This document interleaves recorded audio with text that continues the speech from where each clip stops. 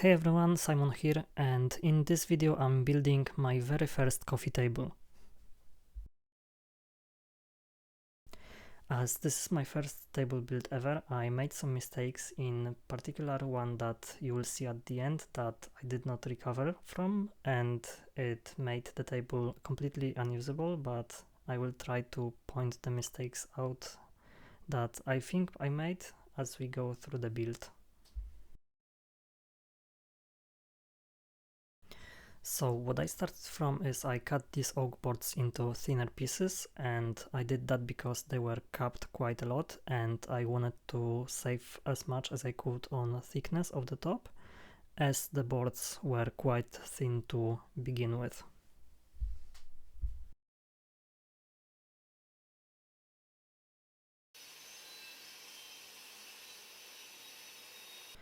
After that I ran the boards on the jointer, and here I made one of the first mistakes, and because I didn't surface all four sides of the board after the glue up, the top was quite a ways from being flat. It wasn't a big problem, but I did not surface the top myself, and it took some effort to find someone who would do it, and finally I found a place with much better machines, and they did a great job of surfacing the top. So at the end it wasn't all bad, and now I have a place to go to surface the next table, but lesson learned, I will try to make the next one much more flat. Another issue I had when trying to joint these boards was that my jointer table wasn't long enough for these longer boards, so I made this planer jig. As you saw there, I used a hot glue to hold the boards in place so that they would not move in the planer. The idea here is that the jig gives the board much more reference area to make the board straight and flat, and as long as the floor of the jig is flat, it should be just fine. Overall the jig wasn't perfect and it made some snipes at the ends, but it worked fine for what I needed, and the glue up turned out really good.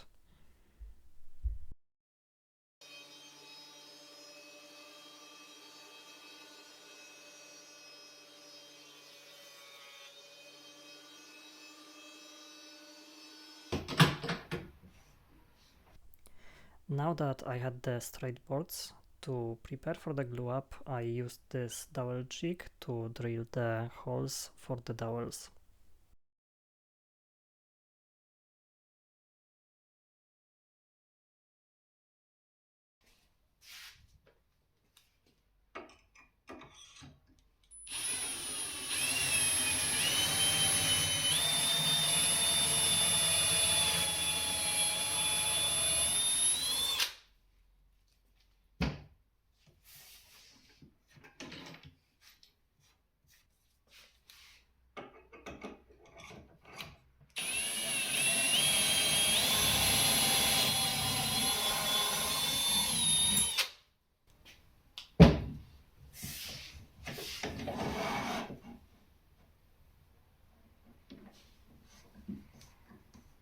The jig I used makes it easy to set the height of the hole, and it helps to guide the drill bit straight so that it doesn't wander off in a different direction.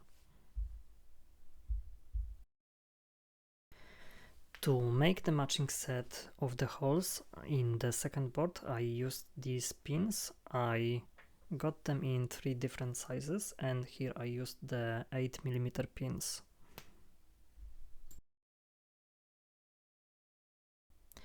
I just stuck them into the holes I drilled previously and put the board with the pins against the wall, and I just hammered on the other board.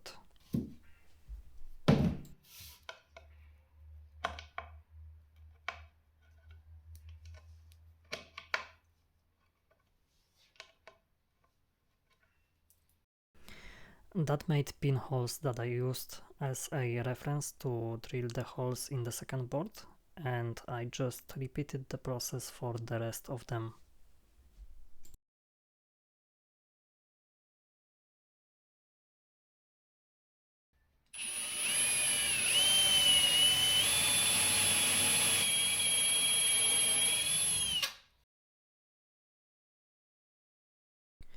What I am concerned about here is that the holes were exactly 8 millimeters, so were the dowels, and although I managed to fit them in the glue up, I am a bit scared that when the wood starts moving, it may crack the board. So the question to you more experienced woodworkers, if any of you are watching, does what I'm saying even make sense, or am I safe to do the same on the next table? I started the glue up by putting some glue in the holes I drilled and hammering in the dowels.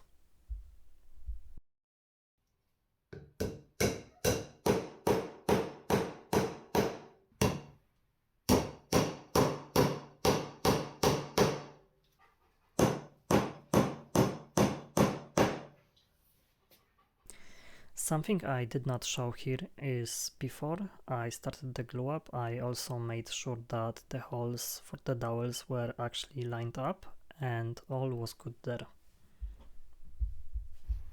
Then I started putting the glue on the boards, and now that I'm rewatching this, I really need to get myself one of those glue spreaders or rollers so that I don't have to use the stick to spread the glue next time. As I was supposed to talk about the mistakes I made, I took my time spreading the glue, and also, as you will see, the clamping process took me some time, so much so that at some point the glue started getting a bit tacky, but thankfully I made it in time to clamp down the top so that I could avoid the disaster.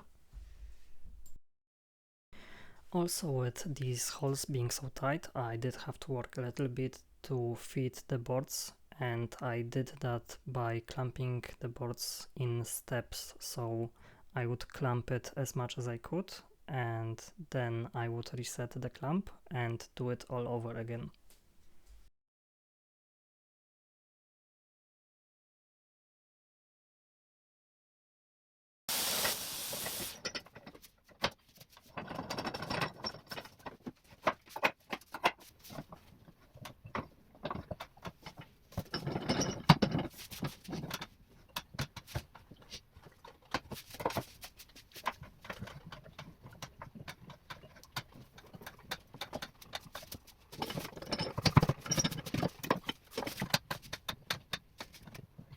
And at the end, I was in such a hurry that I did not notice when my battery ran out and my phone stopped recording, so I'm putting some photos of the final result.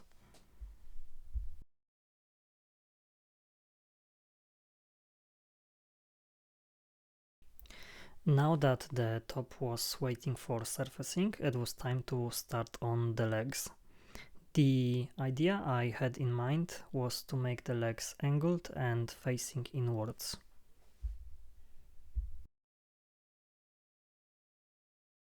I repeated pretty much the same steps as with the top, so I cut the wood I had left into smaller pieces. After that I ran them on the jointer and then I glued them together. And here everything went pretty smooth, so I guess that's nice.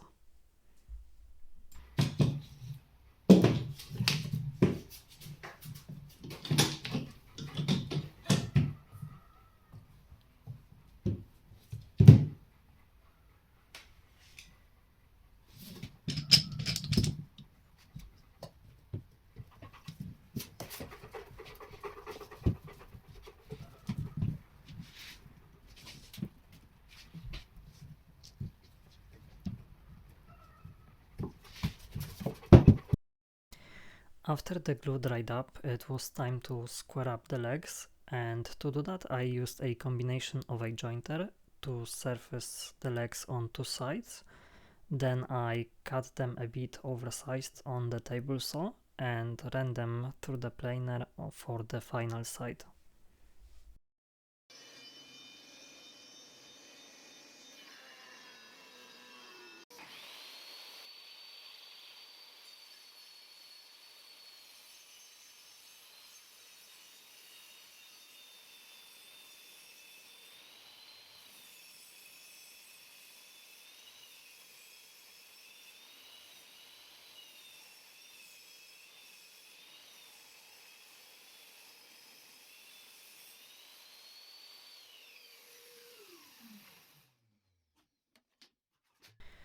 To cut the angles, I used my crosscut sled and I set the stop bar to make all the legs the exact same length.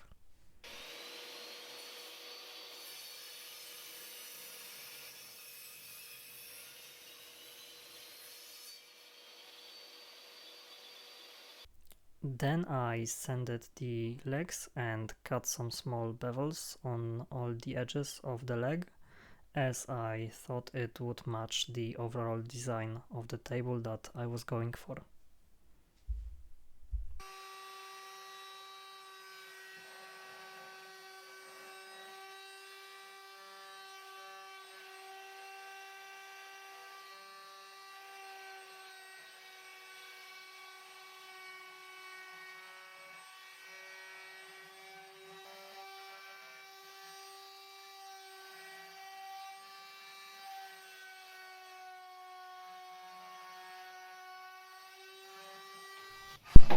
After I got the table back from the surfacing, it was time to square it up and cut it to size.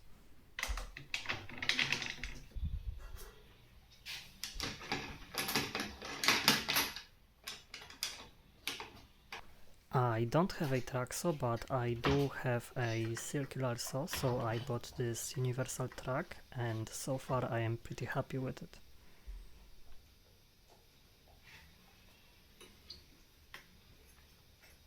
I was able to cut really nice straight lines and make a perfect 90-degree cut, but I will say that it does not hold the saw very tightly, so I did have to push a little bit onto it to hold it in place, but still it did a really nice cuts. I also did not cut it in one go here, and instead I made two passes. So the first pass I set the saw to cut about half of overall thickness of the table, and the second pass I would take the rest.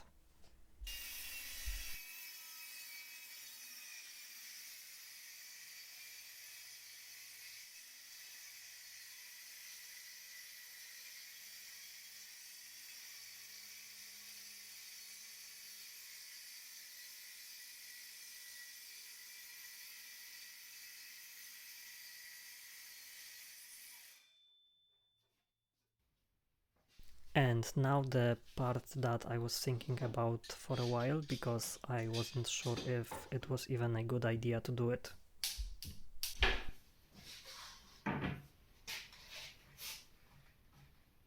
I thought that with the angled legs the table would look a little bit more interesting if I would cut off the corners, but I was quite scared that by doing so I would just destroy the look of it.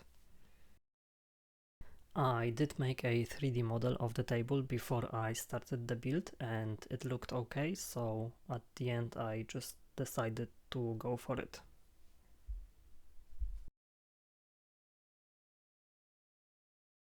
And to be honest, after I cut off all four corners, I thought that I had ruined the table because something was just missing. So I decided to add a bevel on the underside of the table, and I think that helped out quite a lot.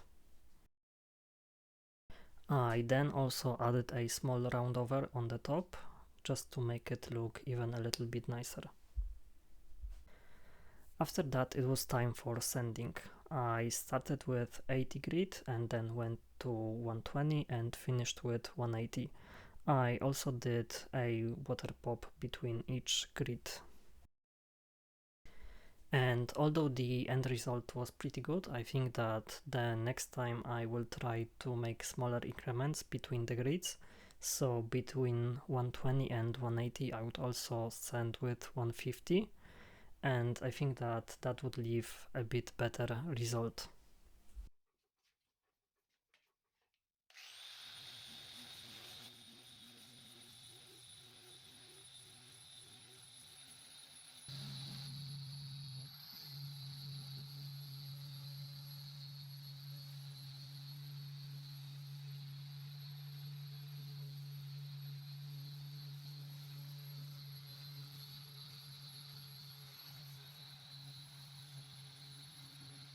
Also, aside the main function of the water pop, it is quite nice as it gives you sort of a preview of how the table will look like.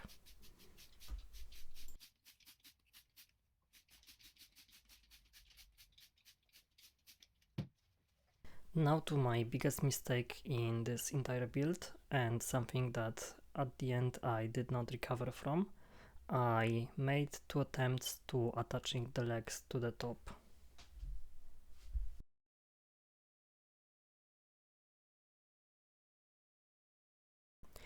First was with the dowels, and here I just could not clamp the legs to the top and not leave a gap in between.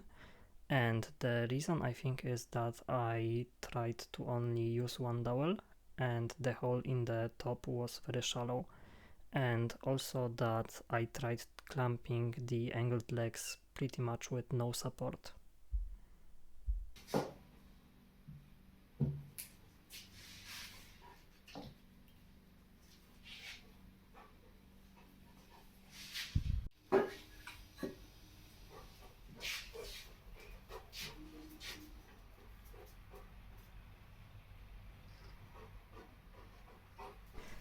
So eventually I gave up on that and I plugged the holes using the dowels, and I know that it's a bad fix, but for the next method I would recess that space anyways.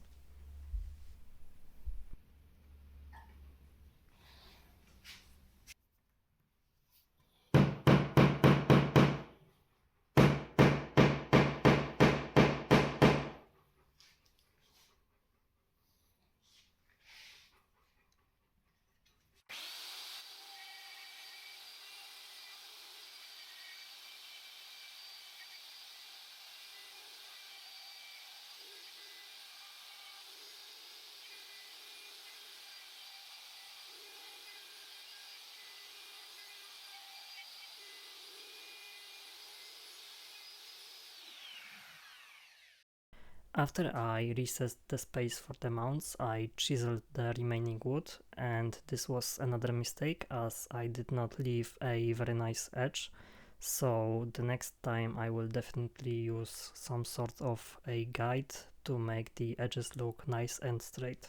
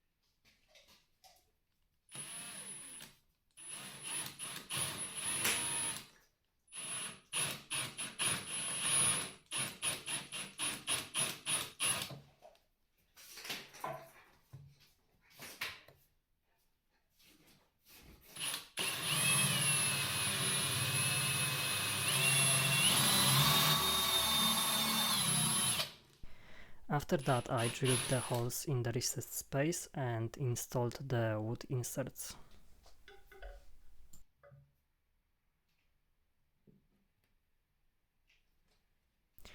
If you're wondering what those 2 holes on the right are, they are there to hide the heads of the screws holding the mounting plate to the leg.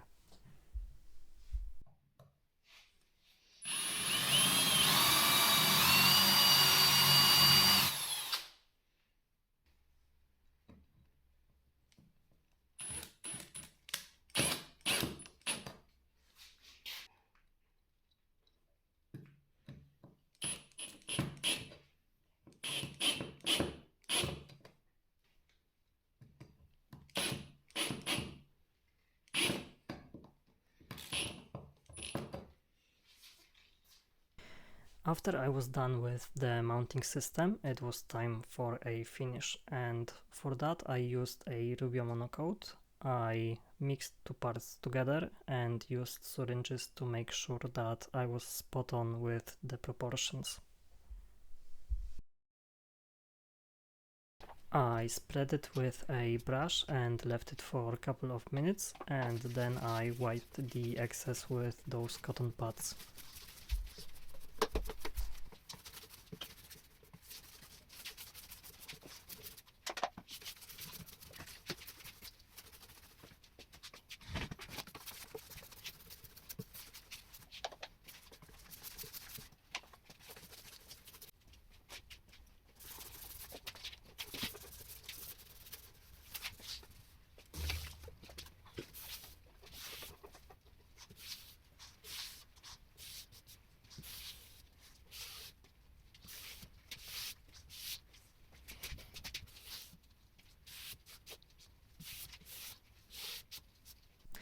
And with that, the table is finished, and although I had some concerns about it, I'm super happy with how it looks.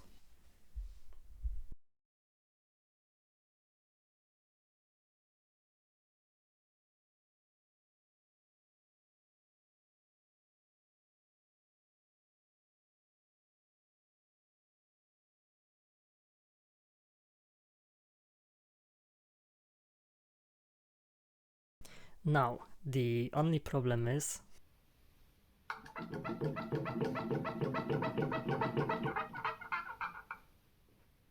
so yeah, I have some ideas on how to fix it. I will either try to fix the wobble or turn it into a different kind of table. But in the meantime, thank you for watching, and I hope you enjoyed the video.